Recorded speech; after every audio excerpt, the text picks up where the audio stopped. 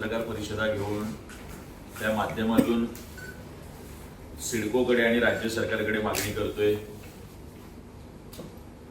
त्यानंतरची आंदोलनं सातत्याने झालेली आहे। मुख्यमंत्री आणि त्यांच्या भाषेत लाडक्या बहिणींचे आवडते उपमुख्यमंत्री, मी मुख्यमंत्री नसलो तरी मी लाडक्या बहिणींचा लाडका भाऊ आहे। त्या लाडकी सह्याद्री इथे सिडको सोडतधारकांच्या बैठकीचं निमंत्रण होतं। अचानक आपला काश्मीरला झालेला जो हल्ला आहे त्यानंतरची बैठक रद्द झाली। खासदार गणेश म्हस्के यांच्या माध्यमातून एक बैठक परत ठरली। अद्यापपर्यंत विविध माध्यमातून आम्ही प्रयत्न करतोय की नगर रचना खातं ज्यांच्या आणि मिळाली तर ती सातत्याने रद्द होते। आमची सगळी मंडळी 32-35 जणांचं शिष्टमंडळ त्यांच्या आम्ही गेले 3 महिने 26,000 सिडको सोडतधारक यांच्या घरांच्या किमती कमी कराव्यात म्हणून सातत्याने आंदोलनं करतोय। मागच्या 10-15 दिवसापूर्वी दोनदा आमची वेळ निश्चित करू नये, आमची वेळ रद्द झाली आणि अद्यापही याच्यावर सिडको आणि नगर रचना खातं अर्थात उपमुख्यमंत्री एकनाथ शिंदे साहेब यांनी कुठलाही निर्णय न घेतल्यामुळे प्रचंड नाराजी सिडको सोडतधारकांमध्ये आहे। शिंदे साहेबांना वेळ नाहीये तर आम्ही सन्माननीय शिंदे साहेबांना, या महाराष्ट्राचे उपमुख्यमंत्री जे स्वतःला सर्वसामान्यांचं सरकार सांगतायत, त्यांना भेटायला वाशी छत्रपती शिवाजी महाराज चौक येथून येत्या गुरुवारी आम्ही सुरुवात करणार आहोत। ते त्यांच्या ठाण्याच्या बंगल्यापर्यंत हा पायी दिंडी मोर्चा गुरुवारी निघणार आहे।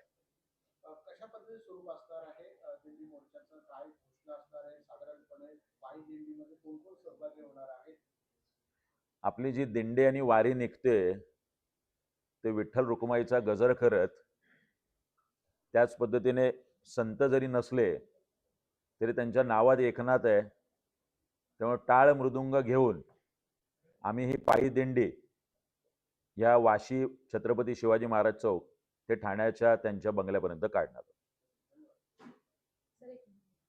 तर गुरुवारी याचा निकाल सन्माननीय शिंदे साहेबांच्या माध्यमातून नाही लागला तर त्याच्या पुढच्या येणाऱ्या सोमवारी किंवा मंगळवारी वर्षा बंगल्यावर सुद्धा धडक द्यायला सिडको सोडतधारक यांनी आता स्वतःची मानसिक तयारी केलेली आहे।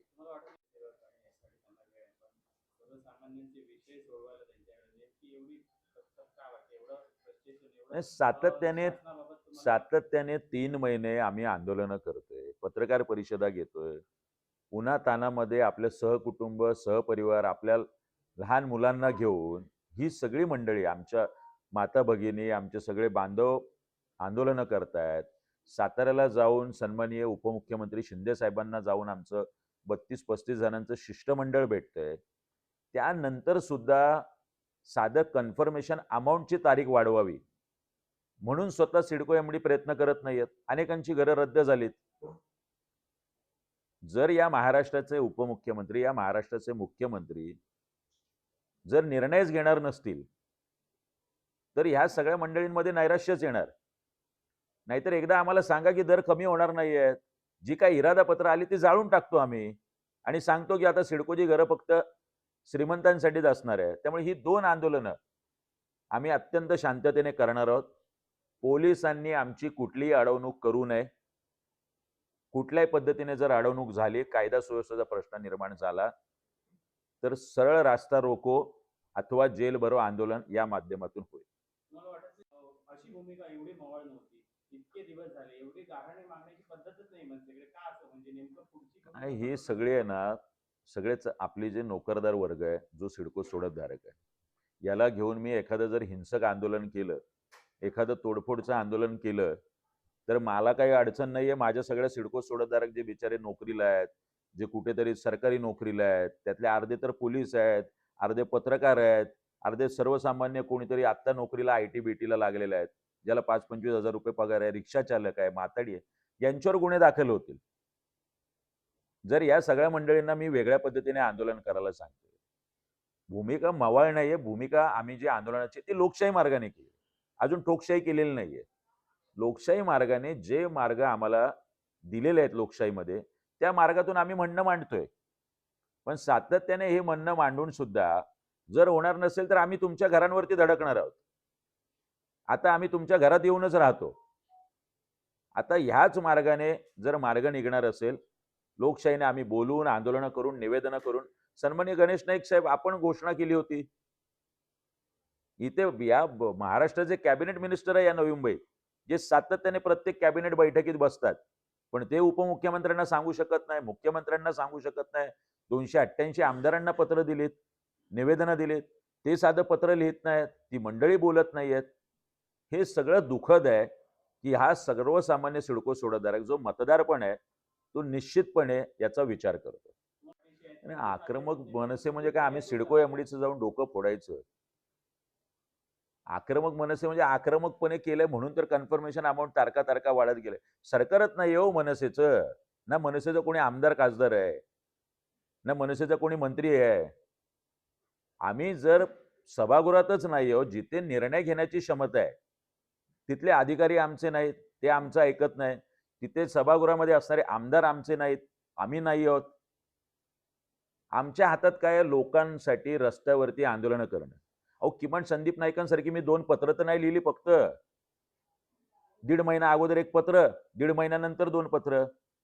साधं रस्त्यावर तरी आलेत का संदीप नाईक इथे या आंदोलकांसाठी? आम्ही सातत्याने रस्त्यावरती आहोत. बरं, मी असं आहे की आंदोलन सुरू केलं आणि मध्येच कल्टी झालोय. मी त्यांच्याबरोबर त्याच पद्धतीने रांगेत पहिला उन्हात आहे.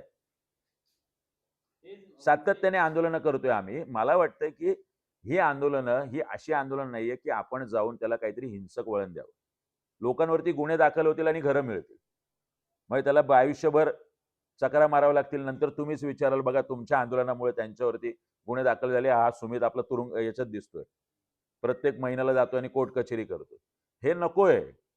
म्हणून आम्ही लोकशाही मार्गाने लोकांच्या माध्यमातून म्हणजे अगदी मुख्यमंत्री आणि उपमुख्यमंत्री मुखवटे घालून सुद्धा जर आता काय म्हणायचं, लाजा वाटत नाहीत सरकारला, असं म्हणावं लागणार आहे. आता काय पुतळे जाळणं फक्त बाकी आहेत त्यांचे सरकारचे, ते असतील तर ते पण करू. पण जर एवढे मार्ग आम्ही अवलंबलेले आहेत, तरी होत नसेल तर आता यांच्या घरी मोर्चे काढणं याच्या पलीकडे कुठलाही दुसरा मार्ग लोकशाहीच्या पद्धतीने दिसत नाही.